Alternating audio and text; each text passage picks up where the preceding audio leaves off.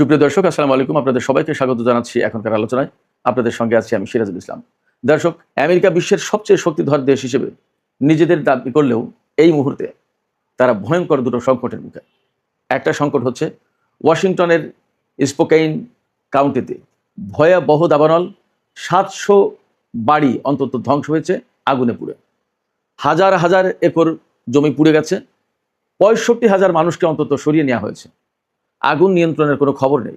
৩ দশকের ইতিহাসে আমেরিকা এবার সবচেয়ে বড় দাবানলে ৩০০ মানুষ নিখোঁজ।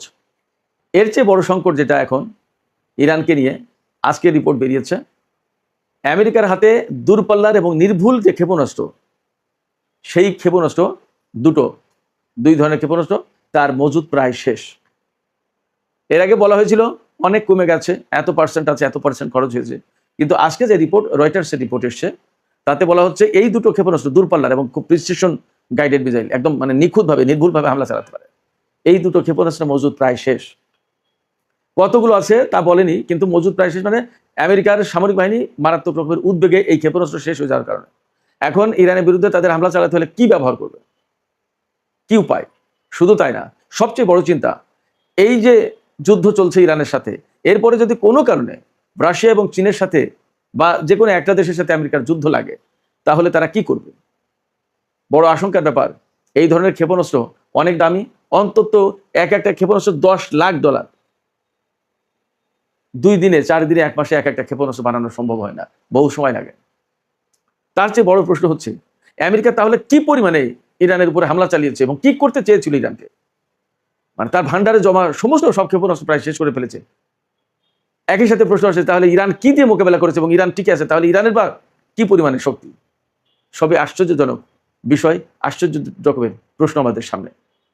এদিকে আরামকোর যে সিও আমিন নাসের, তিনি বলেছেন ইতিহাসের সবচেয়ে বড় তেল সংকট সৃষ্টি করেছে এই হরমুজ প্রণালী।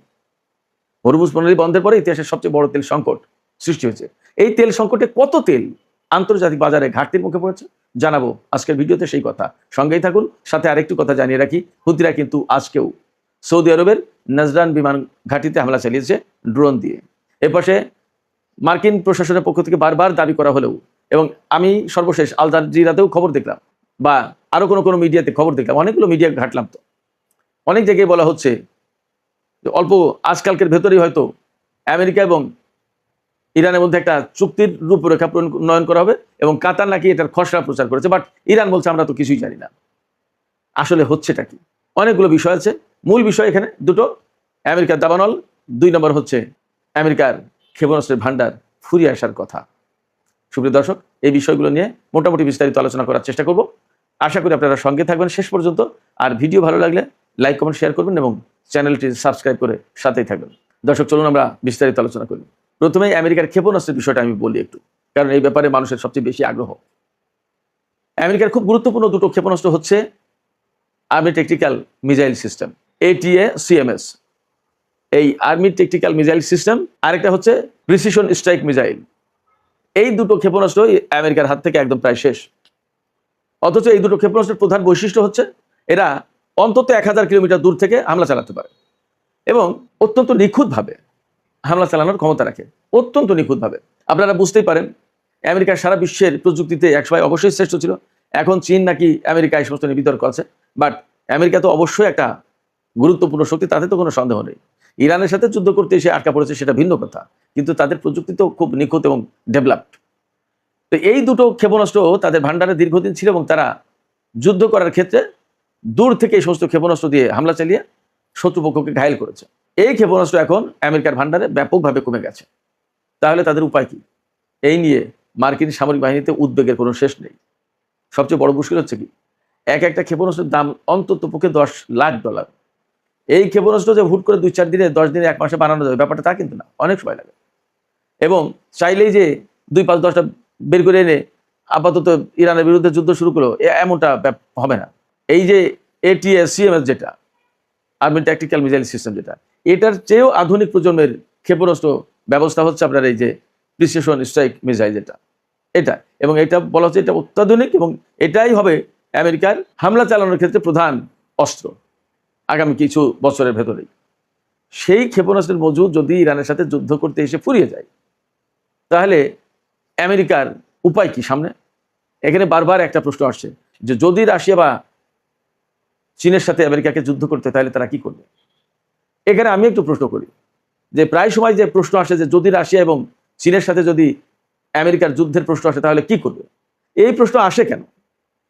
তাহলে কি ব্যাপারটা এরকম যে এইরকম একটা আশঙ্কা আছে, বা ইরানের সাথে আমেরিকার যে যুদ্ধ হচ্ছে এর পরবর্তী ধাপের যুদ্ধ কি চীন এবং রাশিয়ার সাথে আমেরিকার হবে? ব্যাপারটা কি এইরকম?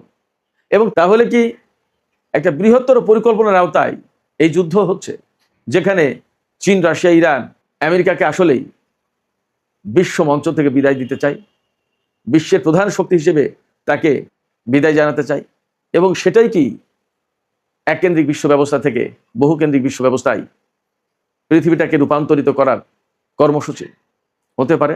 এবং আমি তো বলেই আসছি যে বহুদিন ধরেই বলছি, লিখছি, ইরান, রাশিয়া এবং চীন একটা বড় মিশন নিয়ে সামনে আগাচ্ছে। যা হোক, এই ক্ষেপণাস্ত্র আমেরিকার হাত থেকে প্রায় ফুরিয়ে গেছে। কতগুলো আছে নোবডি নোজ সেটা বলছে না। এখানে প্রশ্ন আসছে যে তাহলে ইরানকে একেবারে মাটির সাথে মিশিয়ে দেওয়ার জন্য আমেরিকা কি পরিমাণে ক্ষেপণাস্ত্র ব্যবহার করেছে, কি পরিমাণে শক্তি ব্যবহার করেছে? শুধু তো আমেরিকা ব্যবহার করেনি, একই সাথে ইসরায়েল ব্যবহার করেছে। এবং আমেরিকা যতটা না ইরানকে মাটির সাথে মিশিয়ে দিতে চেয়েছে, তার চেয়ে বেশি ইসরায়েল মিশিয়ে দিতে চেয়েছে। কারণ ইসরায়েল সরাসরি তার নিজের জন্য ইরানকে হুমকি মনে করে। আমেরিকা ইরানকে তার অস্তিত্বের জন্য হুমকি মনে করে না, কিন্তু ইসরায়েল তার অস্তিত্বের জন্য ইরানকে হুমকি মনে করে। অতএব এখানে এই যুদ্ধে আমেরিকা যতটা শক্তি প্রয়োগ করেছে তার চেয়ে অনেক বেশি শক্তি প্রয়োগ করার কথা, অন্তত ইচ্ছা ছিল ইসরায়েলের, এটা বলতে কোনো দ্বিধা নেই। যদি তাই হয় তাহলে আমরা সহজেই অনুমান করতে পারি ইসরায়েল এবং আমেরিকা কি পরিমাণে শক্তি প্রয়োগ করেছে ইরানের উপরে। তারপরেও ইরান টিকে আছে। তাহলে ইরানের হাতে কি পরিমাণে শক্তি, তাদের হাতে কি পরিমাণে প্রযুক্তি, এবং তারা কতটা প্রতিরোধ করতে পেরেছে, এখান থেকে আমরা কল্পনা করতে পারি, বুঝতে পারি, একটা ধারণা পেতেই পারি। সুপ্রিয় দর্শক, এই জায়গা থেকে আমাদের সামনে আরও যে সমস্ত কথা আসে, যে সমস্ত বিষয়গুলো আমাদের সামনে ফুটে ওঠে, সেটি হচ্ছে আমেরিকার হাতে এই সমস্ত গুরুত্বপূর্ণ অস্ত্র ফুরিয়ে যাওয়ার কারণে, তারা অস্ত্রের ঘাটতির মুখে পড়ার কারণে ইরানের বিরুদ্ধে হামলা চালানোর হুমকি দিয়েও হামলা চালাচ্ছে না। ব্যাপারটা কি তাই? আমরা তো এখন বলতেই পারি, যা মনে হচ্ছে, যে ডোনাল্ড ট্রাম্প বারবারই বলছেন তাদের হাতে প্রচুর অস্ত্র আছে, বিশ্বের যে কোনো দেশের চেয়ে তাদের হাতে এখন বেশি অস্ত্র, এবং তারা প্রচুর পরিমাণে অস্ত্র উৎপাদন করছে এবং খুব দ্রুত এই সমস্ত ঘাটতি পূরণ করতে পারে। কিন্তু আসলে কি ব্যাপার তাই? যদি ব্যাপার তাই হবে তাহলে এই সমস্ত রিপোর্ট কেন বের হচ্ছে? তাহলে কি ইরানকে তারা ফাঁকি দেওয়ার চেষ্টা করছে? আমি ব্যক্তিগতভাবে মনে করছি ব্যাপারটা ফাঁকি দেওয়ার প্রশ্নে নেই, বরং ওইটাই সত্য যেখানে আমেরিকা অস্ত্রের ঘাটতির মুখে এবং তারা হামলা চালাতে পারছে না। দূরপাল্লার ক্ষেপণাস্ত্র দিয়ে হামলা চালাতে যখনই পারছে না, তার মানে হচ্ছে এখন ইরানের আকাশে বিমান প্রবেশ করাতে হবে, ইরানের আকাশে বিমান নিয়ে যেতে হবে, ইরানের আকাশ থেকে ইরানের উপরে বোমা হামলা চালাতে হবে। তাহলে পরিস্থিতিটা কি দাঁড়াবে? তাহলে পরিস্থিতিটা যা দাঁড়াবে সেটা হচ্ছে আমেরিকার জন্য একটা দুঃস্বপ্ন হয়ে দাঁড়াবে। ইরানের যে ক্ষেপণাস্ত্র প্রতিরক্ষা ব্যবস্থা আছে, বিমান প্রতিরক্ষা বা আকাশ প্রতিরক্ষা ব্যবস্থা আছে, তা দিয়ে খুব দ্রুতই, সাদা বাংলায় বলে ফটাফট ফটাফট, মার্কিন বিমানকে ধ্বংস করবে। অনেকগুলো বিমান ভূপাতিত হবে, অনেকগুলো পাইলট মারা যাবে অথবা ইরানের হাতে ধরা পড়বে, আমেরিকা প্রচণ্ড বিপদের মুখে পড়বে। এই পরিস্থিতি এড়ানোর জন্য তাদের হাতে অবশ্যই দূরপাল্লার ক্ষেপণাস্ত্র থাকা দরকার, কিন্তু সেই ক্ষেপণাস্ত্র ফুরিয়ে গেছে। কি করবে? মহাসংকটে আমেরিকা, মহাসংকটে। সুপ্রিয় দর্শক, এবার আমরা একটু মধ্যপ্রাচ্যের আরও কিছু বিষয় নিয়ে কথা বলে সর্বশেষ আমেরিকার দাবানল ভয়াবহ আগুনে কিভাবে পুড়ে যাচ্ছে, সার্কার হয়ে যাচ্ছে ওয়াশিংটন, সেটা বলবো। ইয়েমেনের হুতিরা আজকে ড্রোন হামলা চালিয়েছে সৌদি আরবের নাজরান বিমান ঘাঁটিতে, বিমানবন্দরে, এবং হুতিরা দাবি করেছে তাদের নিজস্ব প্রযুক্তিতে তৈরি কামিকাজে ড্রোন দিয়ে এই হামলা চালিয়েছে এবং বিমানবন্দরে একটা কৌশলগত স্থাপনায় হামলা চালিয়েছে, যেটা খুবই গুরুত্বপূর্ণ। ক্ষয়ক্ষতির পরিমাণ জানা যায়নি। এবং হরমুজ প্রণালীতে ইরান কিন্তু একটি জাহাজে হামলা চালিয়েছে গত রাতেই, এবং হরমুজ প্রণালী আর বাবালমান্দের প্রণালী অনেকটা অচল অবস্থায় আছে, সেখান দিয়ে জাহাজ চলাচলের পরিমাণ খুবই কম। ইরানের দেখানো রুটের বাইরে গেলেই সেই জাহাজে হামলা করছে, তার সে যতই আমেরিকা নিরাপত্তা দেওয়ার কথা বলুক, ইরান মানছে না। এবং ইরান পরিষ্কার করে বলেছে হরমুজ নিয়ন্ত্রণ ওমান এবং ইরান করবে, এবং ইরানের কথা ছাড়া কোনো রুট চালু হবে না, পরিষ্কার।